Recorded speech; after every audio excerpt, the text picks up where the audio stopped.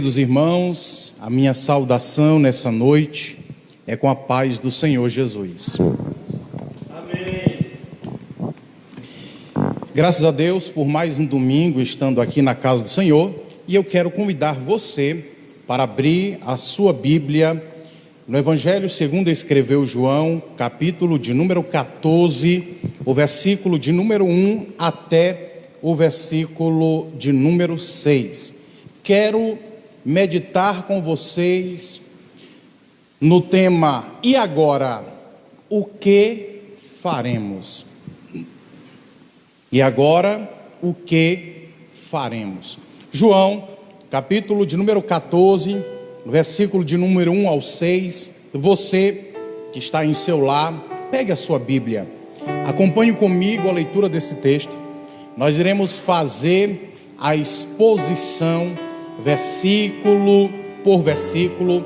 Nós iremos apresentar cada significado e entender essa palavra de esperança, essa palavra de encorajamento que o Senhor Jesus ministrou aos discípulos neste momento delicado.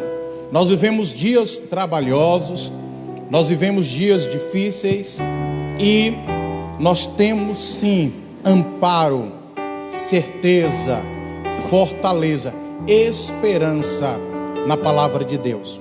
Então acompanhe comigo, deixe a sua Bíblia aberta aí do lado do sofá ou na mesa e leia comigo o texto sagrado. Evangelho de João, capítulo 14, versículo 1 ao 6 diz assim: não se turbe o vosso coração. Credes em Deus, credes também em mim. Na casa de meu Pai há muitas moradas. Se assim não fora, eu vou-lhe teria dito, pois vou preparar-vos lugar. E se quando eu for e vos preparar lugar, voltarei e vos receberei para mim mesmo, para que onde eu estou, em algumas traduções aparece a palavra onde eu estiver, mas no original do grego é onde eu estou, estejais vós também. E vós sabeis o caminho para onde eu vou. Versículo 5, disse-lhe pois Tomé: Senhor, não sabemos para onde vais, como saber o caminho? Jesus então respondeu-lhes e disse: eu sou o caminho, a verdade e a vida. Ninguém vem ao Pai senão por mim. Aleluia. Que palavra! Quero trazer ao teu coração uma mensagem de esperança. Quando o Senhor Jesus chega aos seus discípulos, no capítulo de número 14, e ele inicia esse diálogo com eles. O Senhor Jesus, ele estava naquele momento tentando direcionar aos discípulos uma palavra de conforto. Estavam perturbados com a ideia da partida do Senhor Jesus Cristo. Esse texto, ele faz menção, ele é parte do último discurso, da última semana do Senhor Jesus Cristo e do último discurso que ele faz antes de sua morte, direcionado aos seus discípulos. O Senhor Jesus, ele pronuncia a frase onde diz: na casa de meu Pai há muitas moradas. E essa frase ele diz na noite em que ele foi traído. Pouco antes, ele havia entrado em Jerusalém, montado em um jumentinho. Depois ele recebe a visita de alguns gregos que vieram ver ele, conforme João, capítulo de número 12. Combinando a tudo isso, irmãos, a oposição contra Jesus nesse momento havia aumentado entre os judeus, especialmente sobre a liderança e a influência dos sacerdotes, dos fariseus e também dos escribas. Tudo isso indicava nada mais, nada menos de que o momento da morte do Senhor Jesus havia chegado. É justamente nesse contexto em que o Senhor Jesus, ele reúne-se com os seus discípulos. É justamente nesse contexto que ele reúne-se com os seus discípulos no cenáculo, a fim de prepará-los para a sua partida. E ele começa o seu discurso com a seguinte frase: não se turbe o vosso coração. Credes em Deus, credes também em mim. Essa, queridos, era a última semana do ministério de Jesus aqui na terra. A cidade de Jerusalém estava agitada, porque era os preparativos, era o momento, era as proximidades da festa da Páscoa. O Sinédrio judaico, ele já havia contratado falsas testemunhas contra o Senhor Jesus. Judas, engodado, envolvido, engolido pela ganância do dinheiro, já havia vendido a Cristo e estava ali esperando um momento para entregá-lo aos seus acusadores. É nesse clima, irmãos, de incerteza, é nesse clima de angústia, é nesse clima que o Senhor Jesus direciona a palavra aos seus discípulos e diz: não se turbem o vosso coração. Jesus está ministrando aqui uma palavra de esperança e consolo para o coração dos discípulos. Não é de se admirar que os apóstolos estavam perturbados. Afinal, irmãos, antes deste momento, Jesus havia revelado a eles sobre a sua partida. Veja só, João capítulo de número 13 e o versículo 33, talvez de todos os golpes, a informação de que um deles seria o traidor. 2, a palavra direcionada de Jesus até Pedro, dizendo: você vai me trair, você vai me negar 3 vezes, Pedro. Foram golpes em todos os discípulos, uma situação que estava fugindo do controle dos discípulos, estava se colocando diante deles. Um seria o traidor, Pedro seria um homem que iria negar Jesus 3 vezes. E poucos momentos antes, no capítulo número 13 e o versículo 33, a Bíblia diz assim: filhinhos, ainda por um pouco de tempo eu estou convosco, buscar-me-eis, e o que eu disse aos judeus também eu vou dizer a vocês agora: para onde eu vou, vós não podeis ir. Talvez de todos os golpes que os discípulos receberam naquele momento de crise, essa foi a informação que mais perturbou a alma daqueles homens, porque eles agora tinham a certeza de que Jesus iria para um lugar, e eles passam nada mais nada menos do que mais de 3 anos, quase 3 anos e meio, acompanhando Jesus em todos os lugares, em todas as suas viagens, em todos os seus acontecimentos históricos. Os discípulos acompanharam Jesus, e agora o mestre chega para eles e diz assim: olha, eu ainda vou passar só um pouquinho de tempo com vocês, e eu vou dizer para vocês a mesma coisa que eu disse para os judeus: para onde eu vou, vocês não podem ir. Aquele Cristo que agora tinha ministrado palavra de esperança, que havia anunciado o evangelho aos pobres, aquele Cristo que agora havia curado os enfermos, expulsado os demônios, que havia mudado e transformado a vida daqueles discípulos, está dizendo para eles: eu vou estar com vocês agora só por um pouco de tempo, eu irei partir, e para onde eu vou, vocês não podem ir. Você consegue entender juntamente comigo nessa hora a dor, a perturbação, a angústia que estavam os discípulos naquela hora?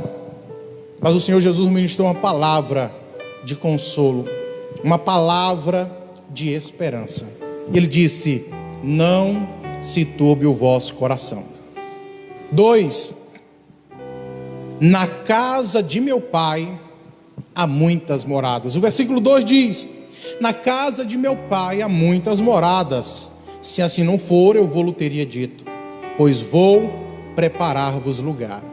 E aqui eu quero lhe confrontar, talvez, com aquilo que você nasceu, ouviu e até hoje tem por verdade. Alguns louvores, de uma forma errônea, uma forma não bíblica, dizem que eu e você teremos uma casa lá no céu, que cada um de nós teremos uma casa lá no céu, quando na realidade a palavra no grego para essa palavra, na casa de meu pai há muitas moradas, significa cômodos ou lugares de habitação. Entenda comigo o seguinte: o texto ele faz menção apenas de uma casa. Ele não fala lá terão muitas casas. Na casa do meu pai só é uma casa. Há muitas moradas. De modo que não se pode pensar, irmãos, que lá no céu nós vamos ter mansões, casas, duplex e por aí vai, ou triplex. Não teremos. É uma pena que alguns hinos, como eu disse há pouco, sem nenhuma base bíblica, tenham colocado por tempos, anos e gerações na mente de alguns cristãos que aqueles crentes fiéis terão uma suntuosa, uma grandiosa, luxuosa casa. Aqueles cristãos que não tiveram uma vida tão consagrada ao Senhor terão aí uma casinha pequenininha, ou até mesmo uma cabana, uma choupana, uma casa de palha. Mas eu quero lhe dizer que esse não é o sentido do texto. Entenda comigo qual foi o contexto daquela época. Quando um homem decidia casar-se, eles precisavam de 3 requisitos, irmão Lucas, vocês que nos assistem. Era necessário um contrato entre os pais da moça e os pais do rapaz. Era necessário ser celebrado um casamento documental, acertado. Exemplo de Maria e José, que estavam prometidos um para o outro. A mulher precisava ter já o seu primeiro ciclo menstrual passado, e um homem precisava ter uma casa. Aí vejam só, naquela época os judeus construíam suas casas, e o pai, aquele que tinha condições de construir uma casa, o que ele fazia? Ele construía sua casa,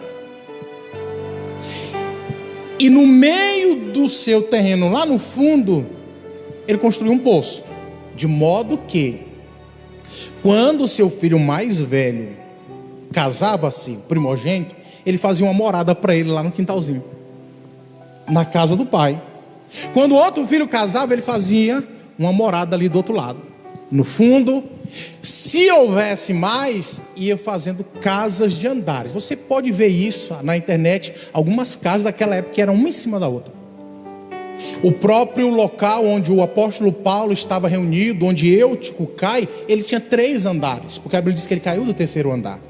Então a ideia de morada é: lá na casa do meu pai eu terei um lugar. Quando o texto relata a ideia que Cristo expressa para afirmar que na casa do pai há muitas moradas, entenda uma coisa, que nesse momento, até aqui, sabe quantos filhos o pai tem? Eu vou aproximar minha mãozinha da câmera. Só tem um filho. Aqui é o unigênito do pai. João 3,16, a Bíblia diz: porque Deus amou ao mundo de tal maneira que entregou o seu Filho unigênito, para que todo aquele que nele crê não pereça, mas tenha a vida eterna.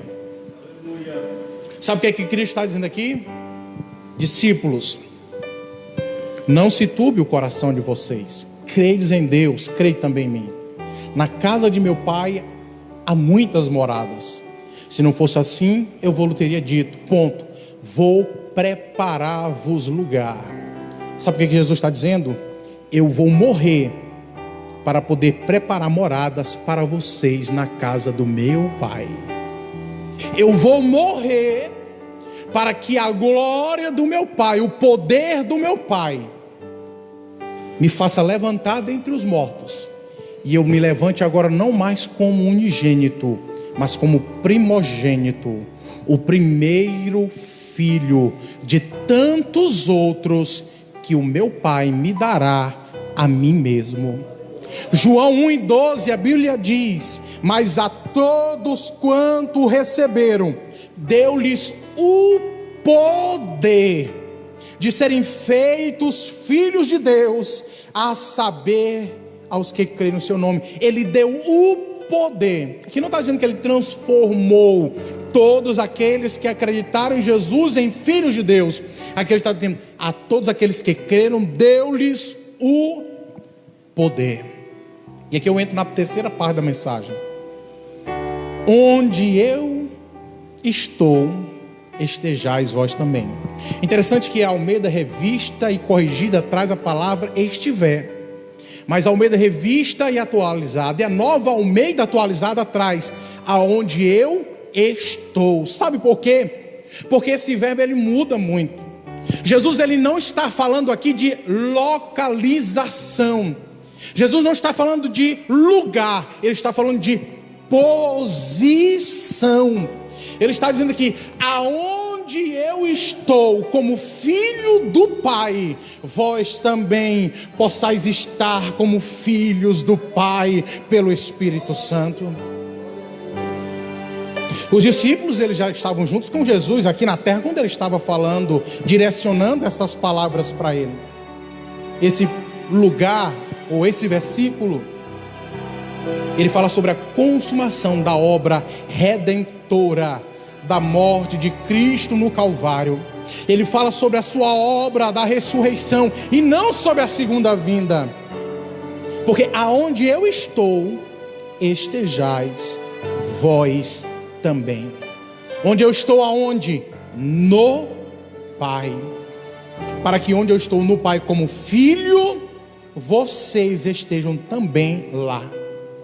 E eu vou provar o que eu estou dizendo. Sabe por quê? Porque talvez você nunca ouviu a exposição desse texto desta forma. Abra sua Bíblia em Mateus capítulo número 28. Quando você abre, eu vou dar um gole de água. Ninguém bebeu aqui não, né?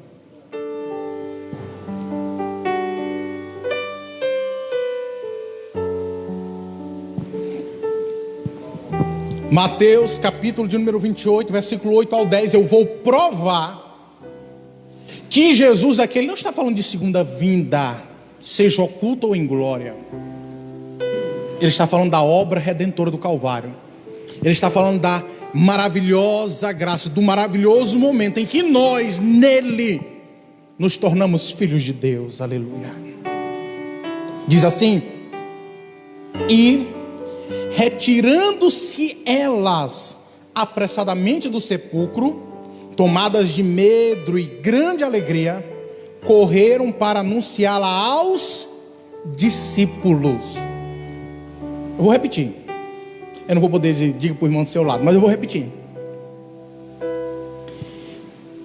E retirando-se elas apressadamente do sepulcro, tomadas de medo e grande alegria, correram para anunciar quem? Discípulos. O próprio Mateus consegue ver isso. Ele diz: olha, ela foi falar para os discípulos. Mas sabe qual é a resposta do Senhor Jesus? Sabe qual é a resposta dele? Olha o versículo 9. E eis que Jesus veio ao encontro delas e disse: salve. Olá. E elas, aproximando-se, abraçaram-lhe os pés e o adoraram. Deixa eu lhe dizer uma coisa: quem adora não tem medo. Quem se curva diante da soberana presença de Deus não tem medo, mas o adora em verdade, em espírito. E o que me chama a atenção é que no momento daquela adoração, Jesus continua e diz: então Jesus lhes disse: não tem mais. Sabe por quê? Porque desde este momento mesmo com a palavra de esperança, mesmo com a palavra de consolo do próprio Cristo, os discípulos continuaram com seu coração perturbado. Os discípulos foram tomados de medo, de incerteza, ao ponto que a Bíblia relata que um deles, quando Jesus foi pego preso, saiu nu, correndo. Pedro nega Jesus, Judas depois tira a vida e por aí vai. Quando Jesus chega para ela e diz: olha, não tem mais, era a mesma coisa que ele estava dizendo: não se turbe o coração. Olha aqui a revelação de Deus: e de avisar aos meus irmãos. Aleluia. Ele não disse de avisar os meus discípulos. Ele não disse ir de avisar os meus amigos, como capítulos anteriores no Evangelho de João ele disse: já não vou chamar vocês de servo, porque o servo não sabe o que faz o seu senhor. Vou chamar vocês de amigos, porque tudo quanto o Pai me mandou fazer, eu vos tenho feito conhecer. Agora, pois, vades e deis fruto, a fim de que o vosso fruto permaneça, e tudo quanto pedirdes ao Pai em meu nome, Ele vos conceda. Jesus não chama depois da sua ressurreição, Ele não chama de discípulos, Ele não chama de servos, Ele não chama de amigos, mas Ele chama de irmão. Aleluia. Ele chama de irmão, sabe por quê? Porque agora nós fazemos parte, porque agora nós somos integrantes desta família maravilhosa. Primeiro Ele nos deu o poder, depois através de sua morte e ressurreição Ele nos fez filhos, co-herdeiros, como diz Romanos capítulo 8 versículo 15, porque nós não recebemos um espírito de escravidão, para outra vez estardes com medo, com temor, mas recebestes o espírito de adoção, pela qual clamamos: Abba, Pai. Sabe quantas vezes um judeu ousou a chamar Deus de Pai no Antigo Testamento? Nenhuma. Não há relato no Antigo Testamento de um judeu voltando-se para Deus dizendo: papaizinho querido, ou dizendo: Abba, Pai. Sabe por quê? Porque eles não eram filhos, eles eram apenas criaturas. Sabe quem nos tornou filhos de Deus? O unigênito, que entregou a si mesmo pelos nossos pecados, que entregou a sua vida para que nós pudéssemos hoje ter vida, que morreu, mas a Bíblia diz: o Pai o ressuscitou dentre os mortos. A Bíblia diz: se com tua boca confessares que Jesus Cristo morreu, e em teu coração creres que o Pai o ressuscitou dentre os mortos, serás salvo. Existe algo glorioso na obra redentora do Calvário. A maior demonstração de amor de Deus por ti foi a entrega do Filho unigênito na cruz do Calvário. Ei, queridos, nós temos lugar junto ao Pai, nós temos filiação junto ao Pai. A obra do Calvário, a morte de Cristo, o sangue de Jesus nos tornou aptos. E o Espírito de Deus que nos convence da justiça, do juízo, o Espírito de Deus que nos convence do pecado, é Ele que nos move, é Ele que nos direciona a clamarmos: Papai querido. Ele afirma em João, capítulo de número 1, versículo 12, do poder para sermos feitos filhos de Deus. Depois nos torna filhos e chamados irmãos através de sua morte e ressurreição. Por último tópico, ele finaliza essa parte dizendo: Tomé, Senhor, mas nós não sabemos, não conhecemos o caminho, não sabemos para onde o Senhor vai.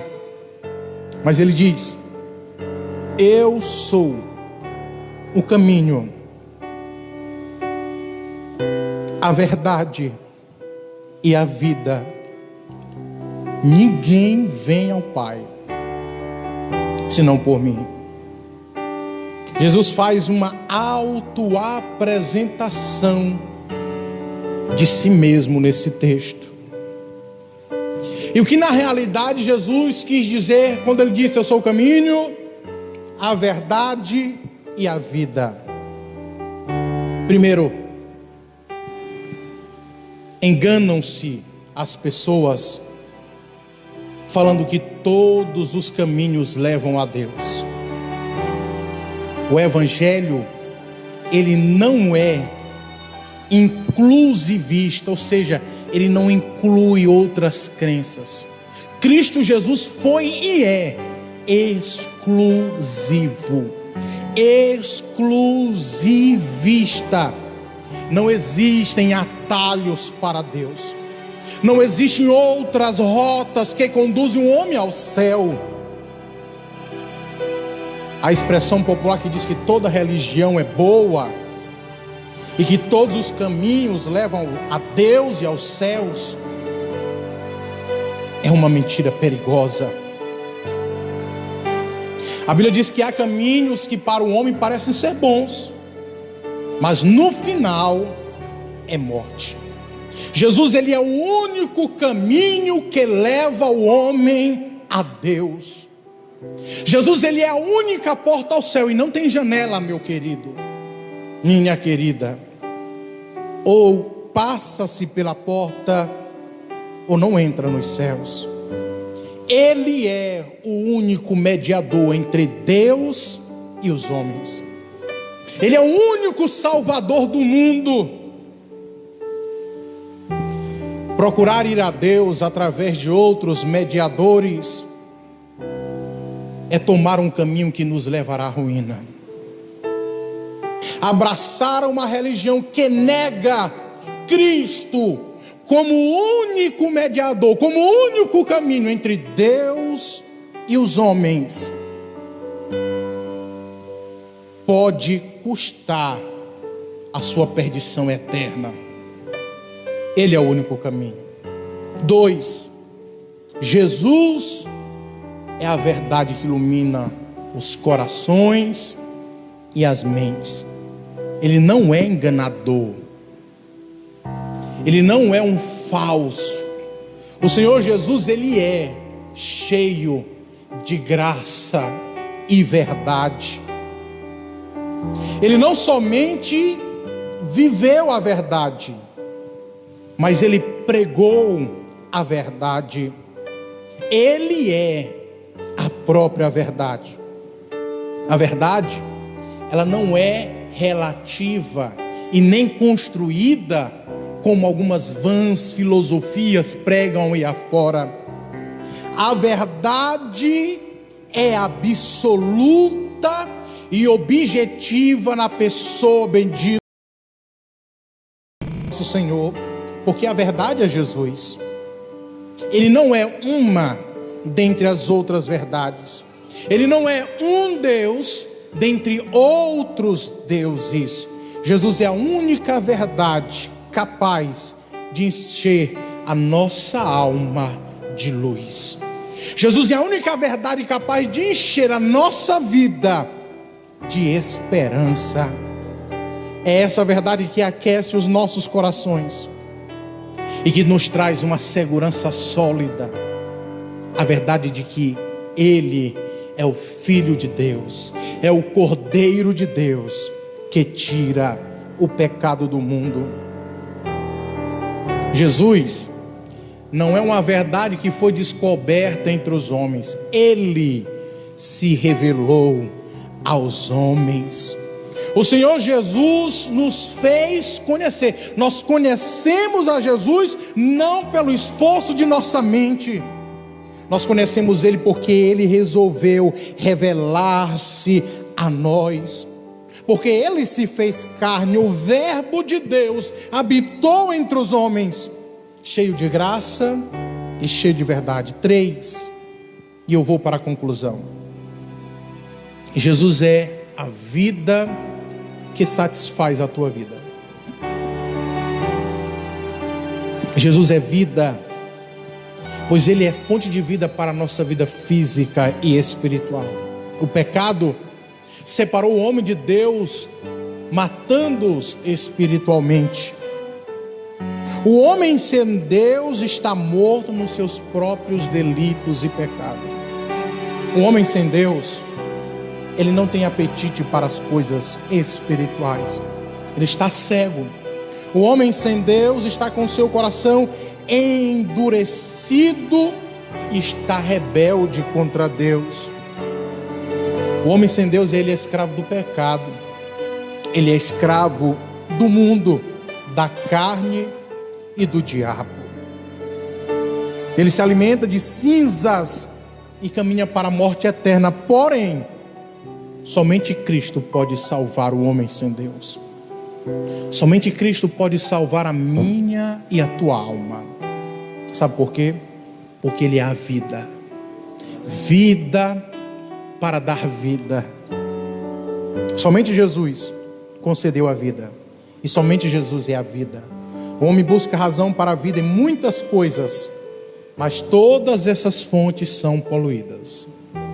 O homem procura prazer na bebida, na riqueza, no sexo, no sucesso, mas o fim dessas coisas, o fim dessa linha é desgosto e insatisfação. Jesus, Ele é a vida que satisfaz. Não existe outra fonte para satisfazer a sede da tua alma que não seja o Senhor Jesus. Quero concluir aplicando essa mensagem em tua vida da seguinte forma: não se preocupe. Não fique com o seu coração escurecido. Nós vivemos dias de escuridão, de incerteza, em que muitas pessoas não sabem mais em que acreditar. Talvez você, diariamente, hora após hora, é bombardeado com informações tristes que faz com que a sua esperança venha a desvanecer. Muitas pessoas não sabem mais o que acreditar. Mas eu quero lhe encorajar, meu querido ouvinte da palavra do Senhor essa noite, a não deixar o seu coração perturbado. Quando Cristo ministra essa palavra aos seus discípulos, Ele fala: não se turbe o vosso coração. Ei, Jesus conhece o teu coração. Jesus te conhece.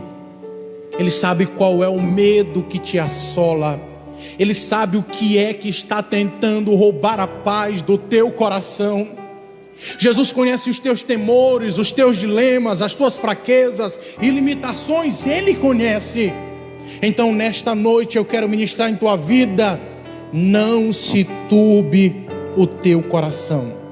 Talvez você esteja passando momentos mais difíceis do que os discípulos passaram, mas há essa mensagem de esperança. Aquieta a tua alma, é o nome de Jesus. Sabe como? Crendo em Deus. Creia em Deus. Creia que o Senhor é soberano. Deus está acima de tudo e de todos. Ele sabe, Ele conhece. Medite na grandeza do nosso Senhor e Salvador. O Salmo de número 11, a partir do versículo número 4 e 5, diz assim: ora, destruídos os fundamentos, que pode fazer o justo? Sabe o que ele está dizendo aqui? Quando tudo se acaba, o que o justo pode fazer? O versículo seguinte responde e diz: o Senhor está no seu santo templo, nos céus tem o Senhor o seu trono, os seus olhos estão atentos, as suas pálpebras sondam os filhos dos homens. Sabe qual é a resposta de Deus? Ele está assentado em seu trono, Ele está no seu santo templo, e os seus olhos estão contemplando a mim e a você. Ei, quem está vivendo esse momento difícil, quem está sendo privado do ir e vir, quem está tendo dificuldades em meio à crise que vivenciamos, não é Deus, somos nós. Querido, querida, os céus nunca estarão em crise. Nunca. Nada perturba a soberania de Deus. Nada retira Deus do seu santo templo e do seu trono. Ele reina, Ele domina eternamente. Então creia em Deus. Não se turbe o teu coração e creia em Deus. Pare de emprestar os teus ouvidos, os teus olhos, o teu coração para tantas notícias desencontradas. Mas dobre os teus joelhos.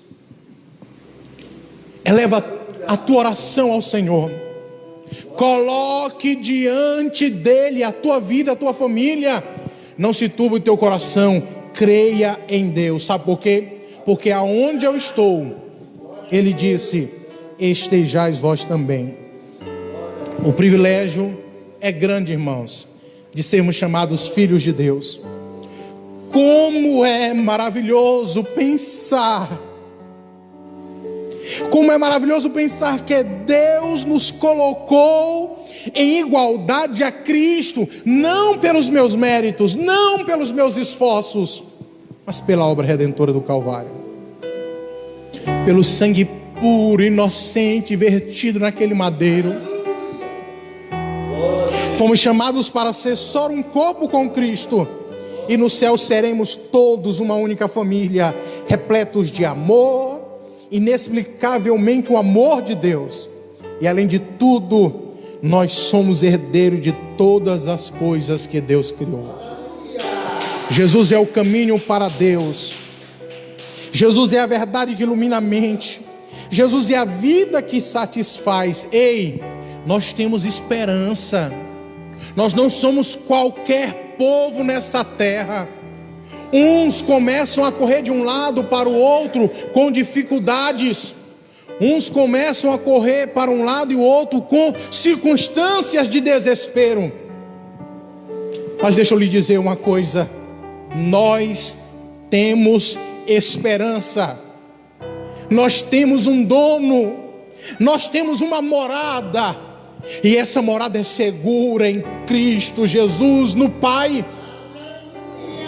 O apóstolo Paulo, uma vez escrevendo, ele disse: se já nasceste de novo, buscai as coisas que estão no alto, porque vocês já não vivem, a vossa vida está oculta com Cristo em Deus.